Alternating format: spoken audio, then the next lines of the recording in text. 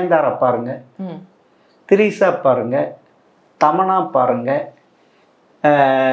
இதே மாதிரி இருக்கிறவங்கள கீர்த்தி சுரேஷ் பாருங்க. நீங்க சொல்ற மாதிரின்னு எடுத்த உடனே நெத்தியில சுருக்கம் விழும், இதெல்லாம் சுருக்கம் விழும், கையில் சுருக்கம், அவங்களுக்கு எந்த இதுவுமே இல்லை. அதே மாதிரி பார்த்தீங்கன்னா இப்போ வந்து ரஜினி 70 ஏஜ் ஆகுது, அவருடைய இதுலேயும் இல்லை.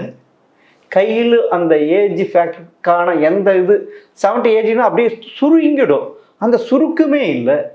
அதே மாதிரி இப்போ விஜய் பார்த்தீங்கன்னா 50 வயசு ஆகுது, அவருக்கும் பார்த்தா கொஞ்சம் சொட்டை தான் விழுந்துருக்கே தவிர ஃபேஸில் எங்கேயுமே அந்த ஏஜ்டு ஃபேக்டருக்கான எதுவுமே இல்லை. அஜித்தும் அப்படி தான் இருக்கிறாங்க. அப்போனா அவங்க எப்படி, அவங்க அது நேச்சர் கிடையாதுன்ற கிடையாது. அவங்க கண்டிப்பாக ப்ரொசீஜர்ஸ் பண்ணிட்டு இருக்காங்க. ப்ரொசீஜர்ஸ் பண்ணாமல் ஸ்கின்னை மெயின்டைன் பண்ணிக்காமல் க்ரீம்ஸோடையோ சிரம்ஸோடோ அந்த லுக்கு நம்மளுக்கு வராது. எப்படி உங்களால் அது சரிம்மா?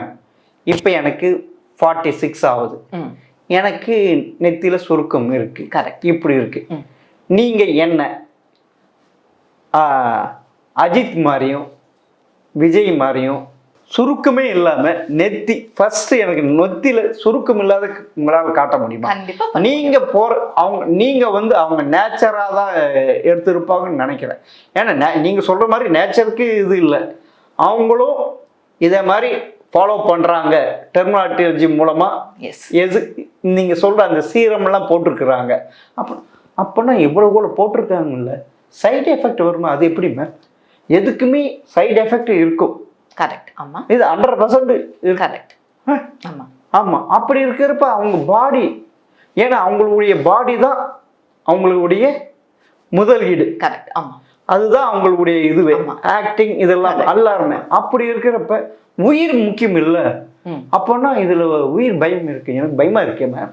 சைடு எஃபெக்ட் இருக்குமான்னு கேட்குறாரு. ஆமா. ஸோ இதுக்கு வந்து ஃபர்ஸ்ட் ஆன்சர் வந்து எஸ், ட்ரீட்மெண்ட்ஸ் இருக்கு. செகண்ட் ஆன்சர் சைடு எஃபெக்ட்ஸ் இருக்காது. ஏன்னா வந்து இந்த ப்ரொசீஜரில் யார் பண்ணிக்கணும்?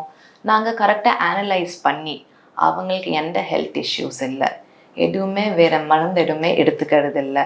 இப்போ சுகர் மருந்து அதெல்லாம் பரவாயில்ல, இப்போ பிபி மருந்து இல்லாட்டி எதுவான நியூரலாஜிக்கல் மருந்து, பிரெயினுக்கு எதுவான அவங்க மருந்து எடுத்துக்கிறாங்களா, அந்த மாதிரி மருந்து எடுத்துக்கிறாங்களான்னா, இல்லாட்டி மசில் வீக்னஸ் எதுவான இருக்கானா, அந்த மாதிரி சமயத்தில் இந்த மாதிரி ப்ரொசீஜர்ஸ் நாங்கள் அட்வைஸ் பண்ண மாட்டோம். ஏன்னா it's not indicated for those kind of patients.